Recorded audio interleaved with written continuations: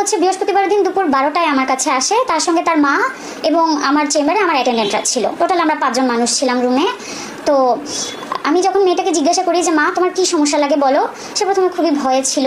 একটু কনসোল করা হলো, তাকে একটা কলম একটা চকোলেট দিয়ে একটু কনসোল করা হয়েছে।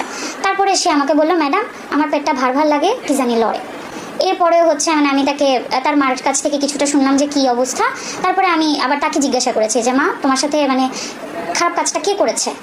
সে শুধু হুজুর হুজুর শব্দটা সে 2বার বললো, হুজুর বলে মানে বাচ্চাটার পুরো ফেসে আসলে এতখানি ভয়ের এক্সপ্রেশন ছিল, মানে সে এদিক ওদিক তাকাচ্ছে রীতিমতো। সে কমফোর্টেবল না, সে একদমই আনকমফোর্টেবল, চোখে মুখে পুরোপুরি ভয়। এবং সে বারবার হুজুর ওয়ার্ডটা 2বার রিপিট করার পরে বাচ্চা মানে আর কোনো কথাই বলতে আগ্রহী না, সে আর কোনো কথাই বললো না। পরে আলট্রাসোনোগ্রাফি রুমে আবার তার মা ছিল। আমরা যখন বাচ্চাটার আলট্রাসোনোগ্রাম করি তার মা ছিলেন রুমে।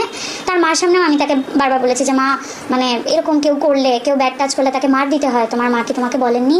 তো সে মানে দেখলাম যে বাচ্চাটার আসলে কোনো নেই, আগ্রহী নেই তার এই কনভারসেশনটাতে। সে শুধু মানে একটাই হুজুরের নাম উচ্চারণ করলেই তার মানে একটা চোখে মুখে ভয়, এবং সে আর তখন চোখে চোখ রেখে কথা বলতে পারে না, এদিক ওদিক তাকায়।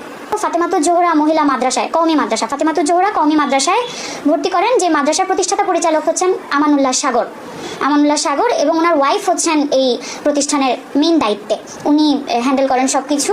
তো গত নভেম্বর মাসে নাকি বাচ্চাটাকে ছুটির পরে বারান্দা ঝাড়ু দেওয়ার জন্য বলা হয়। মানে আমানুল্লাহ সাগর হুজুরি নাকি বাচ্চাটাকে বলেন বারান্দা ঝাড়ু দিয়ে তারপর বাসায় যেতে। তো বাচ্চা বারান্দা ঝাড়ু দেওয়া শুরু করে।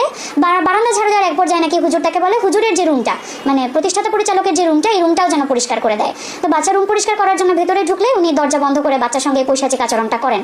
5 থেকে আরও 7 বার উনি এটা রিপিট করছেন আচরণটা বাচ্চার সঙ্গে, পরপর বেশ কয়েকদিন, পরপর প্রায় 5 থেকে 7 দিন উনি একই কাজ করছেন। এবং বাচ্চাকে ভয় দেখাইছেন যে বাচ্চা যদি কাউকে বলে দেয় বাচ্চার নানিকে মেরে ফেলবে, বাচ্চাকে মেরে ফেলবে, বাচ্চার মাকে সিলেটে খুঁজে নিয়ে মারবে।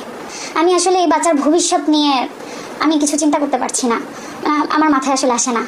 আর এখন তার যে শারীরিক কন্ডিশন, প্রথম কথা হচ্ছে ছোট মানুষ, তার পেটে অতটা জায়গা নাই। একটা একদম টিপিক্যাল গ্রামীণ অপুষ্টিতে আক্রান্ত বাচ্চা, 11 বছরের বাচ্চা, তার ওজন এখনো 30 কেজি হয় নাই, উল্টা সে আরও প্রেগনেন্ট। পেটের বাচ্চাটার ওজন প্রায় 998 গ্রামের মতো, প্রায় 1 কেজির কাছাকাছি। তো মানে ওর অ্যানিমিয়া আছে, রক্তশূন্যতা আছে বাচ্চাটার, হিমোগ্লোবিন মাত্র 8.5, যেখানে অ্যাভারেজ রেঞ্জ হচ্ছে অ্যারাউন্ড 12 to 14।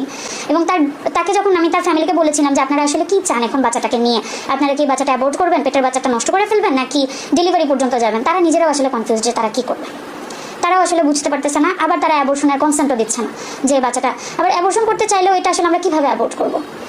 এখন সাথে 27 উইক্সের একটা বাচ্চার জন্য তো আমরা এই ছোটো বাবুর পেট কাটতে পারবো না। আবার একে যে নর্মালি আমরা বের করবো ওই সুযোগও তো আমরা পাবো না, বাট ক্যানেলে ওই পরিমাণ স্পেস নেই। তার মানে আমাদের ক্র্যানিওটমি করে বাচ্চাটা হয়তো বের করতে হবে। ও আসলে 11 বছরের একটা ছোট মানুষ, ওর কি আসলে এই জিনিসগুলা ফিল করার কথা ছিল, বা এই জিনিসগুলোকে ওর ফেস করার কথা ছিল? আর এখন যে সামাজিক হেনস্থাগুলো হচ্ছে, ওর তো আসলে মানে বিয়ে শাদী বলেন বা ফিউচার বলেন, ওটা নিয়ে তো আসলে কিছুই নেই ওর জন্য, আসলে কিছুই নেই।